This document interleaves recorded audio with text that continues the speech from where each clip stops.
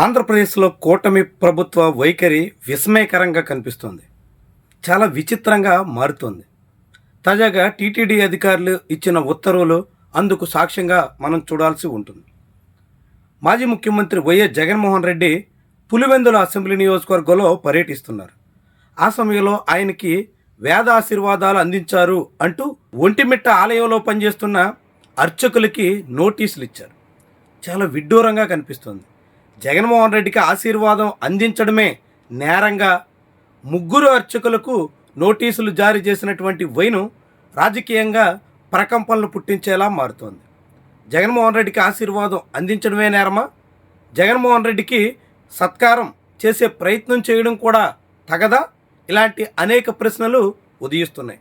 TTD అధికారుల తీరు చూస్తుంటే జగన్మోహన్ రెడ్డికి ఆలయాల్లో ఎటువంటి ఆశీర్వచనాలు అందించినా, ఎటువంటి రీతిలో ఆయనకి సత్కారాలు చేసినా సహించబోము అనే సంకేతాలు పంపుతున్నట్టుగా చెప్పాల్సి ఉంటుంది. ఇప్పుడు ముగ్గురు అర్చకులకు నోటీసులు ఇచ్చి 2 రోజుల్లోగా సమాధానం ఇవ్వాలని, సంతృప్తి చెందకపోతే కఠిన చర్యలు తప్పవని టీటీడీ అంటుంది.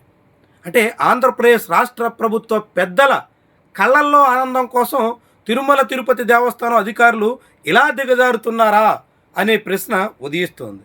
జగన్మోహన్ రెడ్డి అధికారంలో ఉంటే చంద్రబాబు నాయుడికి ఆశీర్వచనాలు అందించకూడదని, చంద్రబాబు పాలనలో జగన్మోహన్ రెడ్డి దగ్గరికి కనీసం అర్చకులు వెళ్ళకూడదని ఏవైనా నిబంధనలు ఉన్నాయా?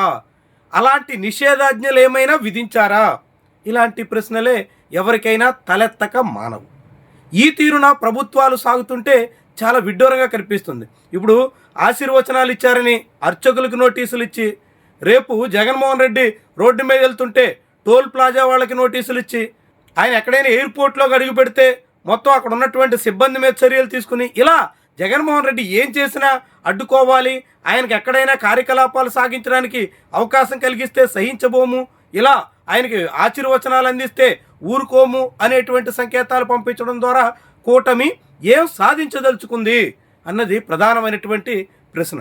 విపక్షంలో ఉన్నప్పటికీ జగన్మోహన్ రెడ్డి మాజీ ముఖ్యమంత్రి, ఈ రాష్ట్రాన్ని 5 ఏళ్ల పాటు ఏలినటువంటి నాయకుడు, ప్రస్తుతం రాష్ట్రంలో 40% మంది ఓటర్లు మద్దతు పలికిన పార్టీకి నాయకుడు కూడా. అలాంటి నాయకుడి విషయంలో ఒంటిమిట్ట ఆలయ అర్చకులు చేసినటువంటి కార్యక్రమానికి నోటీసులు ఇవ్వడం అంటే ఎంత విచిత్రమైన చర్యలకు పూనుకుంటున్నారో, ఎలా జగన్మోహన్ రెడ్డి వ్యవహారంలో ప్రభుత్వం తీవ్రమైనటువంటి చర్యలకు దిగుతుందో ఇట్టే అర్థమవుతోంది. ఇప్పటికే జగన్మోహన్ రెడ్డి చుట్టూ అనేక రకాల ప్రచారాలకు పూనుకోవడం ద్వారా బదనాం చేయాలనే ప్రయత్నానికి రాష్ట్ర ప్రభుత్వం వచ్చేసింది. అధికార పార్టీ నేతలు పదే పదే జగన్మోహన్ రెడ్డి మీద తీవ్రమైన నిందలు వేయడానికే పరిమితం అవుతున్నారు. తాము ఆరోపించినట్టుగా ఏ ఒక్క ఆరోపణైనా నిరూపించి జగన్మోహన్ రెడ్డిని శిక్షించడానికి సిద్ధమవుతున్నారంటే అలాంటి వాటి జోలికి పోవట్లా. కానీ జగన్మోహన్ రెడ్డి మీద నిత్యం నిందారోపణలకు మాత్రం ఎక్కడా వెనకడుగు వేయట్లేదు.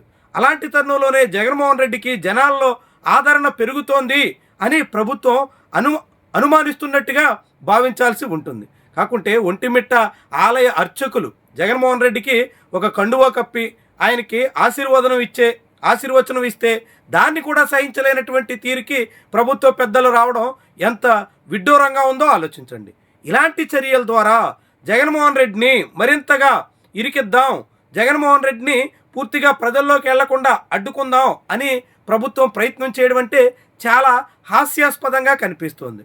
జగన్మోహన్ రెడ్డికి ప్రజల్లో ఆదరణ పెరగకూడదు అనుకుంటే ప్రభుత్వం మేలైన కార్యక్రమాలు చేయాల్సి ఉంటుంది, తామిచ్చిన హామీలు అమలు చేయాల్సి ఉంటుంది, తాము చెప్పిన మాటకు కట్టుబడి పని చేయాల్సి ఉంటుంది. ఆ పని చేయకుండా జగన్మోహన్ రెడ్డికి ఆదరణ పెరుగుతుంది కాబట్టి జగన్మోహన్ రెడ్డి దగ్గరికి ఎవరు వెళ్తే వాళ్ళందరి మీద చర్యలు తీసుకుంటాం, వాళ్ళందరినీ అడ్డుకుంటాం, నోటీసులు ఇస్తాం, ఇలా బెదిరించి భయపెట్టి దారికి తెచ్చుకుందాం అనేటువంటి ఆలోచనే చాలా విస్మయకరంగా మారుతోంది. రాజకీయంగా కూటమి ప్రభుత్వం ఒత్తిళ్లలో తప్పు మీద తప్పు చేసే ప్రయత్నానికి పూనుకుంటుందా అనేటువంటి అభిప్రాయానికి ఆస్కారం కలిగిస్తుంది. ఇలాంటి ప్రయత్నాలు ప్రభుత్వానికి ఏమాత్రం ప్రయోజనం కలిగించో, భవిష్యత్తులో కూడా ఇలాంటి సంకేతాలు రాష్ట్రానికి ఏమాత్రం మేలు చేసే విషయాలు కూడా కాదు. ఇలా ఆలయ అర్చకులకు కూడా నోటీసులు ఇచ్చి జగన్మోహన్ రెడ్డికి ఆశీర్వచనాలు ఇచ్చినందుకు గాను సహించబోమనే సంకేతాలు పంపి కూటమి ఏం సాధించదలుచుకుంది అన్నది కూడా అతిపెద్ద ప్రశ్నగా మిగిలిపోతోంది.